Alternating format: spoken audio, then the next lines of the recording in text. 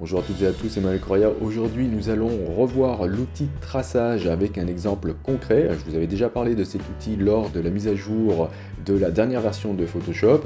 Et vous allez voir que finalement, cet outil est vraiment pas mal du tout.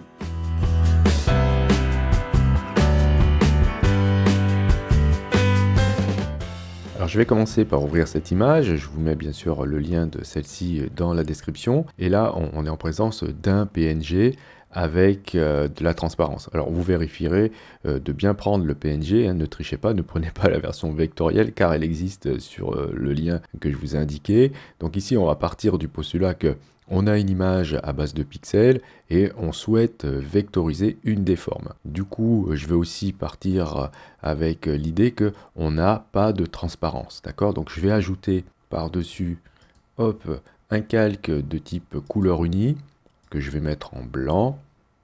D'accord? Je vais placer ce calque en dessous. Et dans le menu du panneau calque, je vais dire que j'aplatis l'image. Donc voilà, comme ça notre image est entièrement à base de pixels. Et on va dire que c'est ce qu'on a et il va falloir qu'on se débrouille avec. Alors l'outil traçage, vous allez le trouver dans le groupe des plumes, bien sûr. Donc ça s'appelle outil traçage avec environnement pris en compte. Mais pour l'activer, déjà, pour l'avoir, il vous faut la dernière version de Photoshop. Et il faut l'activer dans les préférences. Donc on va utiliser le raccourci CTRL-K sur PC ou commande-K sur Mac. Pour ouvrir les préférences, vous allez dans le volet aperçu de technologie et vous allez cocher. Alors l'outil traçage, c'est ici, le dernier ici. Activer l'outil traçage. Ok, maintenant vous pourrez retrouver cet outil ici. Donc j'avais déjà fait une petite présentation de cet outil lors de la mise à jour de Photoshop. Alors je reviens dessus car finalement il n'est pas si nul que ça comme je l'avais dit. On peut faire des choses intéressantes et il faut bien comprendre son fonctionnement. Alors comment on va faire ici? Donc je vais bien activer l'outil traçage et je vais travailler ici dans un premier temps avec pas le paramètre forme mais ici avec le paramètre tracé. Donc dans la barre des options ici, le type de traçage, je vais le mettre en simplifié. Ok, donc là il va apparaître avec une couleur que vous pouvez définir ici en cliquant sur la roue crantée. Donc normalement c'est bleu, mais moi j'ai changé pour vous montrer qu'on peut changer cette couleur. On peut aussi augmenter l'épaisseur, d'accord?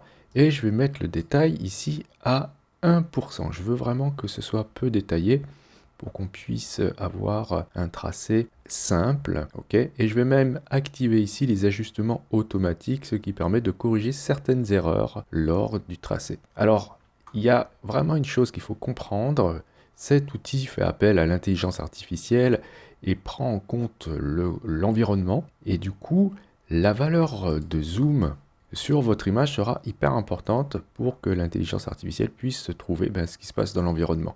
Si vous êtes comme ça avec la forme visible dans sa globalité, vous allez pouvoir faire des tracés qui seront plus longs, moins détaillés que si vous allez vous approcher. Vous voyez, alors je vais vous montrer sur une portion, par exemple ici, si je me mets là, hop, et on va regarder ce que ça a fait. Ça nous a fait une portion, vous voyez, qui a cette taille. Je vais revenir en arrière.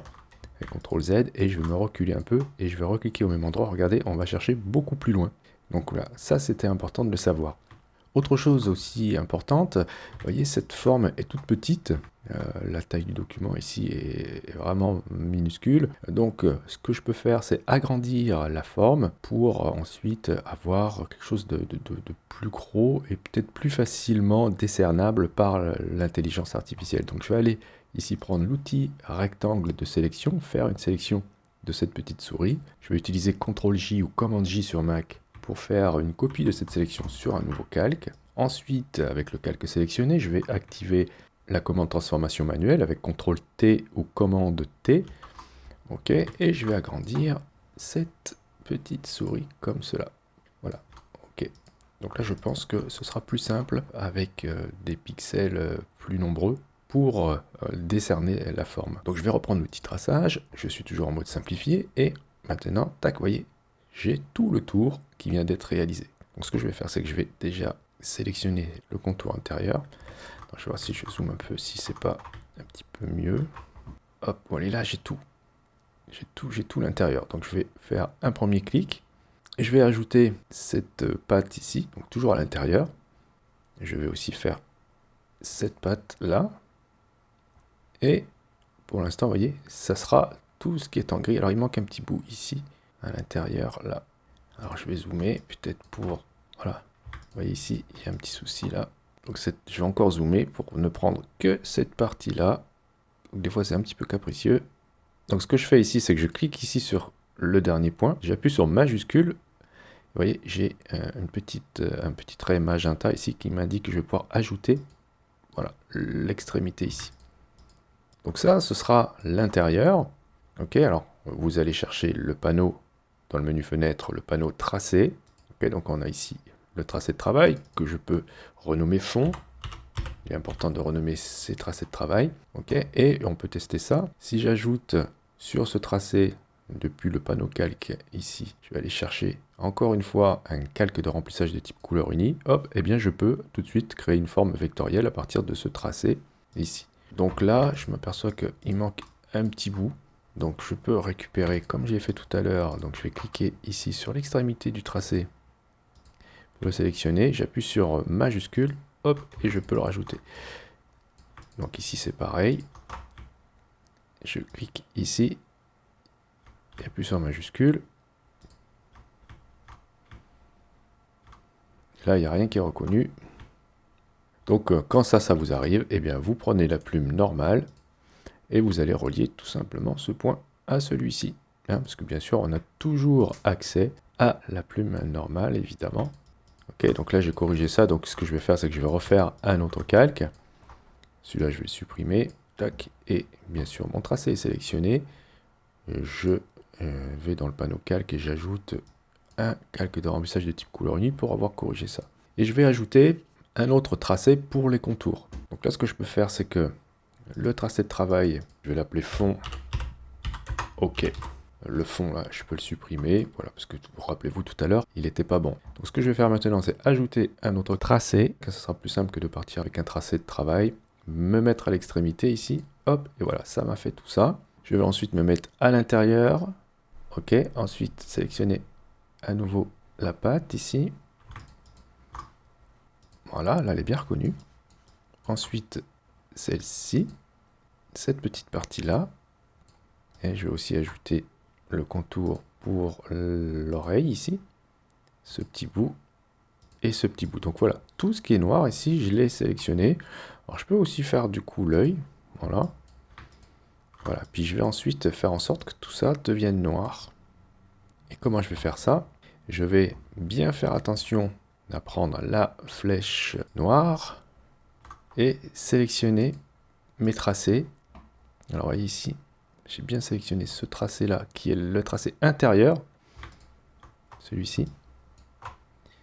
Et ça serait bien que je sélectionne aussi celui-ci, donc une majuscule clic, celui-ci aussi. Donc, tout ce qui est intérieur, celui-ci aussi, ces deux-là, celui-ci et celui-ci, celui-ci aussi, donc majuscule clic. Et je vais dire là que je fais une exclusion des formes qui se chevauchent.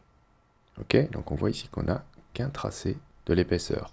Donc maintenant, si j'ajoute un calque de type couleur unie par-dessus, que je le mets en noir, normalement, ça doit être bon. Donc si je cache, voilà l'image, j'ai déjà tout ça. Alors bien sûr, j'ai des petites erreurs là, ça peut arriver. Il faudra corriger tout ça. Et il me reste plus qu'à faire eh bien l'œil et l'intérieur de l'oreille. Donc je cache mes calques, je fais apparaître le calque 1. Et je vais ensuite prendre l'outil de traçage et sélectionner cette forme ici. Voilà. Je vais tout de suite créer un calque de remplissage avec ce tracé sélectionné. Échantillonner la bonne couleur. Alors regardez ce que je fais, c'est que je cache mon calque qui recouvre l'oreille et je peux double-cliquer sur ce calque et ensuite échantillonner la bonne couleur. Et donc on a déjà tout ça. Ensuite, il ne me reste plus qu'à faire l'œil ici. Vous voyez? Tac. Et créer, comme tout à l'heure, un calque de remplissage. Hop, blanc. Et ma souris est maintenant terminée. Alors, ça serait bien que je récupère du coup la bonne couleur pour le corps de la souris. Donc, je vais afficher la souris de fond, cacher le corps de la souris en vecteur, double-cliquer dessus, et avec la pipette, récupérer la bonne couleur. Et ensuite, je peux cacher la souris qui n'est pas vectorielle. Et voyez, on a maintenant une forme vectorielle de notre souris. Je peux sélectionner l'ensemble, faire un groupe, l'appeler souris vectorielle. Et voilà, tout moment, maintenant, je vais pouvoir m'amuser à changer sa taille, etc. Et ce sera toujours nickel. Alors, je vais quand même essayer de corriger ce qui se passe ici. Je m'aperçois, voilà, que j'ai ici un point qui est pas relié. Donc, je vais prendre l'outil plume normal, cliquer donc à l'extrémité et relier ici. Et voilà, j'obtiens ce résultat. Donc, la question maintenant, c'est est-ce que j'aurais été plus rapide à le faire avec l'outil plume normal? Je pense que non. Je pense que là, cet outil m'a fait gagner du temps pour cette vectorisation. Et la prochaine fois, j'essaierai de vous le montrer sur une photographie plutôt que sur une illustration. Je vous remercie d'avoir suivi cette vidéo. Si vous avez des questions, n'hésitez pas à le faire dans les commentaires. Si vous avez aimé, vous pouvez cliquer sur j'aime, c'est hyper important pour le référencement de la chaîne. Si vous souhaitez soutenir cette chaîne, vous pouvez cliquer sur le lien Utip présent dans la description de cette vidéo. Et si vous n'êtes pas encore abonné, vous pouvez cliquer sur abonnez-vous. N'oubliez pas la petite clochette pour être averti des prochains cours ou des prochains tutos.